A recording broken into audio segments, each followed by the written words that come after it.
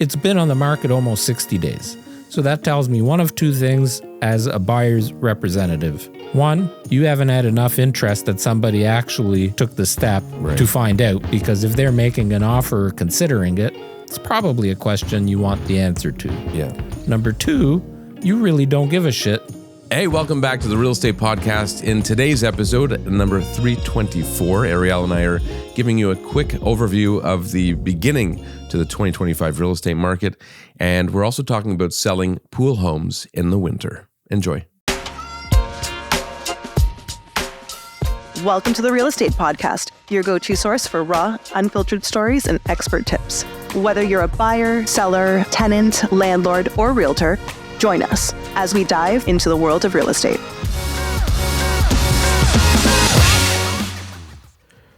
So I'm just scrolling here through Apple News. Yes. I've got a real estate, I don't know what they call them, channels, where it pulls all of the real estate. Okay, a filter of some sort. Yeah, some kind of, it's under your favorites tab. And everything is positive for the real estate market right now. It should be. That's kind of what we forecast. Mortgages, prices increasing, activity increasing. Yeah, everything looks tickety-boo for the start of... This is the start of the spring market, really. We've felt it for the past couple of weeks. Yeah. People always ask, and we usually say end of January, and here we are, end of January. And I have a question for you regarding the market. It's improving. Rates have been coming down, and reasonable to think that that may continue a little bit. The listings are generally down in certain segments, in certain areas, and buyers seem to be coming out of the woodwork a little bit. yeah, Confidence is up. Yep. People are excited. And this time of year, that's common. So it's nice to see maybe things are getting back into Is there a question? a regular rhythm. It's coming. So I have to have this discussion with somebody actually a little bit today, if not today, on Monday night. So if you have a house with a pool and nice landscaping, and you wanted to move, but we're not necessarily in a rush, but you would like to move, all things considered, would you wait until you could really showcase those things? So call it May, June. Or would you see the current market dynamics and say, hey, it's a great time of year to sell. Let's just find creative ways to still build value in those items and list the house for sale? I think both sides of the equation can be debated, because if you list it in the winter months while your pool is closed, you have less competition for homes like yours. 100%. When you open your pool right before the May 2-4 weekend or whenever you open it, you've missed the spring, quote unquote, spring market completely, which means inventory of homes has probably increased in May, June, July, August, September, when you can showcase it at its best.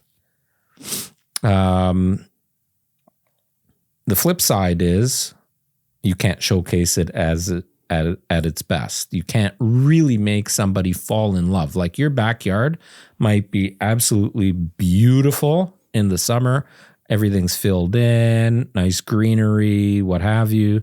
But you can't showcase it. So you have to try and create that emotion and that vision during the cold months when people are walking into your home with big puffy coats on. And so we always, as you know, we always try to take some photography and drone video, drone photos, whatever, if we know in advance that we could be listing a home with those features in the winter.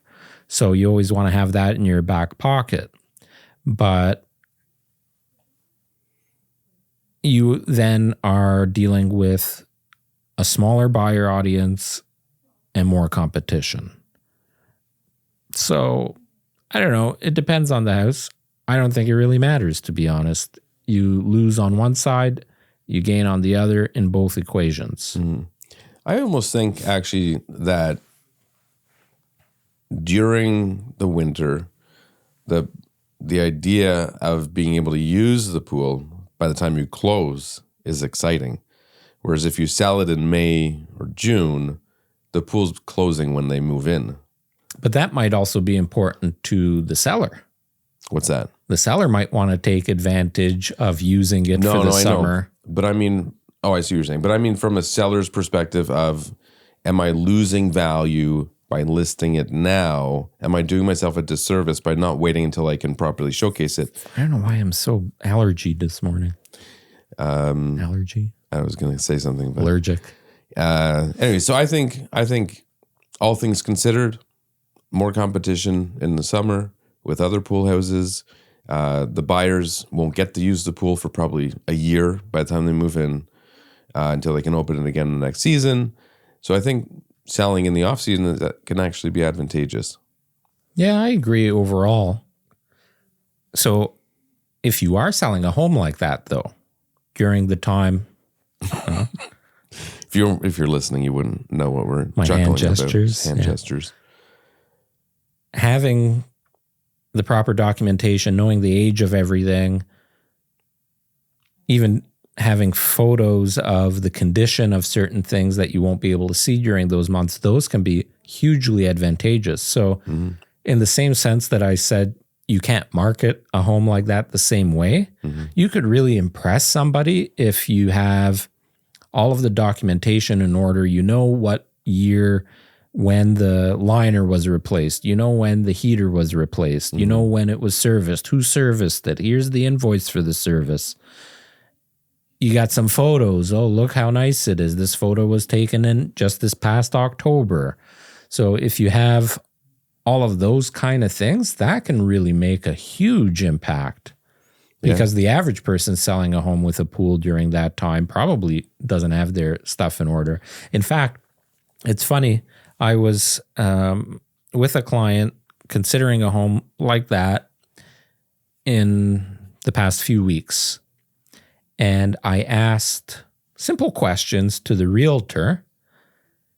This home had been on the market for 60 days almost. And that person didn't know how old some of the components were. How pool related. Yeah. Like obvious questions they're going to get. Yeah, well, the hot tub as an example. Right. No clue what kind of hot tub it was or how old it was. Right. It's been on the market almost 60 days. So that tells me one of two things as a buyer's representative. One, you haven't had enough interest that somebody actually took the step to find out, because if they're making an offer or considering it, it's probably a question you want the answer to. Yeah. Number two, you really don't give a shit. So if I'm negotiating with you and I want to beat you up for another 10 grand, I know you actually don't care. Yeah, very much the case. Yeah. It's interesting because the homeowners have no idea about this stuff. Right. That's actually a good point. Like you think about hiring a realtor, or when our realtors or ourselves, we're at a conversation at somebody's home about listing their property. A lot of people focus on the remuneration, the commission they're going to pay to the brokerages to help them sell the property. Behind the scenes, they don't know that something like this can make a difference of them putting an extra 10, 15, 20 grand easily into their pocket. Having the right person negotiating for you and representing you is paramount, but sometimes it's not as black and white. Never is.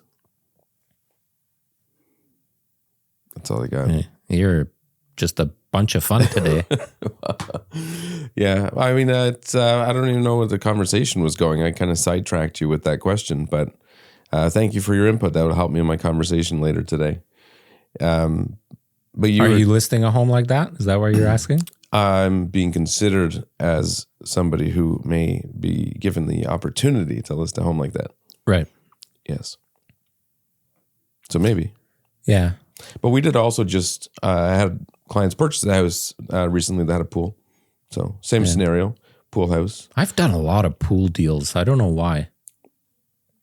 Maybe because I want one myself. You're subconsciously you're convincing people to buy them.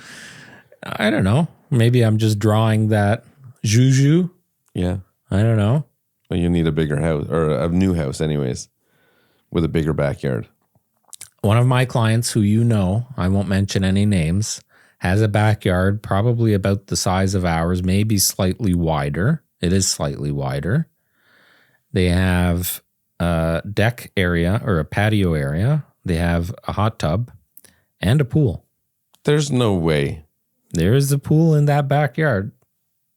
It's clearly not the same size as ours. It's a little bit wider. Okay.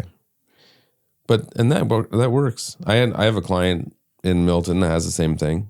Yeah. The pool is fence to fence, with a 4-foot setback, whatever it is. Does that home back onto a busy road? Yeah. Yeah, I know which one you're talking about. Yeah.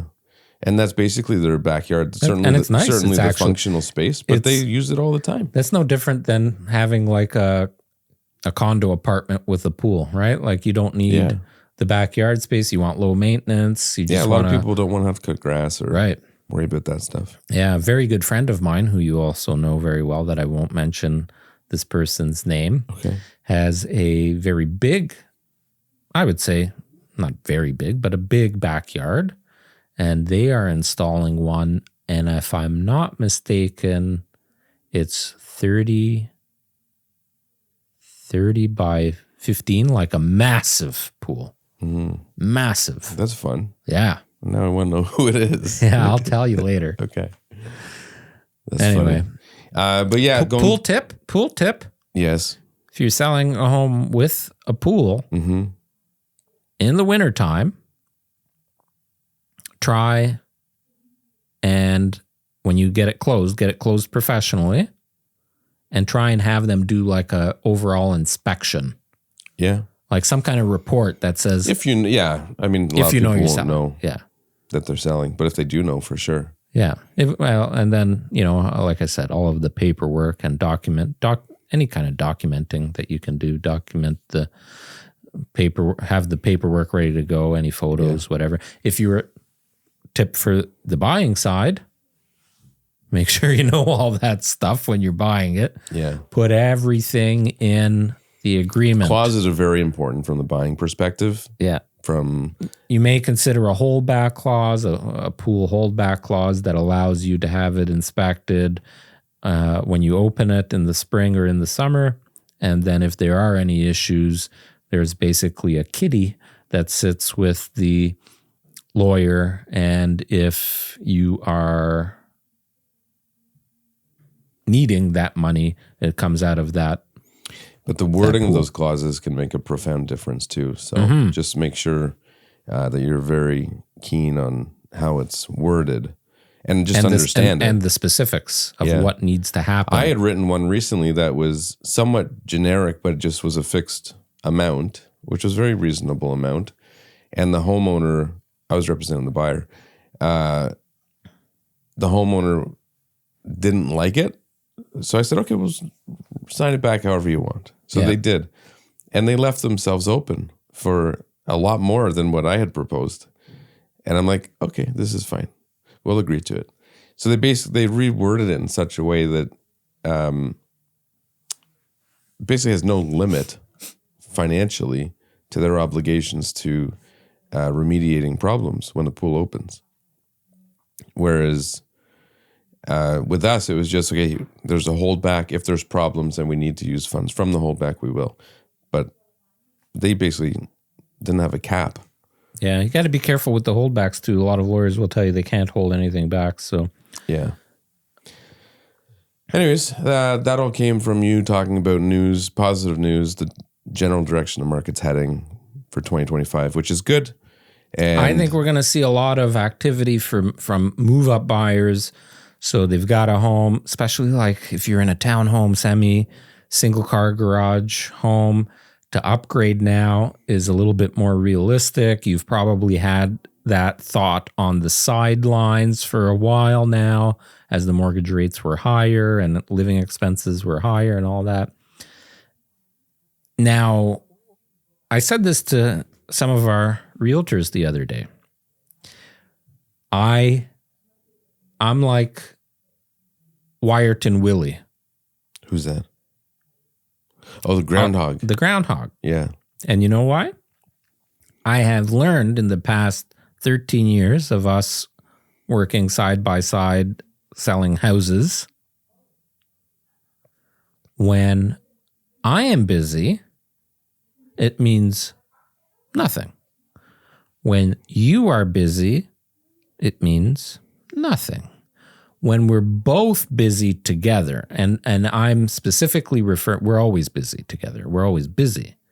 But I'm specifically referring to you and I getting calls from our sphere of influence of people wanting to list or they want to put an offer on something. Yeah, there's something changes and you could tell there's something different. And it usually takes a week or two for it to trickle down to the other realtors and then the general market and the general public, but it always happens. Mm-hmm.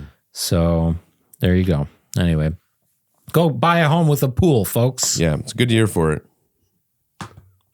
All right. Well, I got to get to lunch. I know we need to keep this one short. All right. We'll see you next week. All right. Ciao. Ciao. Thanks for tuning in to today's episode of the Real Estate Podcast. Hopefully you enjoyed the topic today. And if you did, do us a solid and subscribe to the podcast.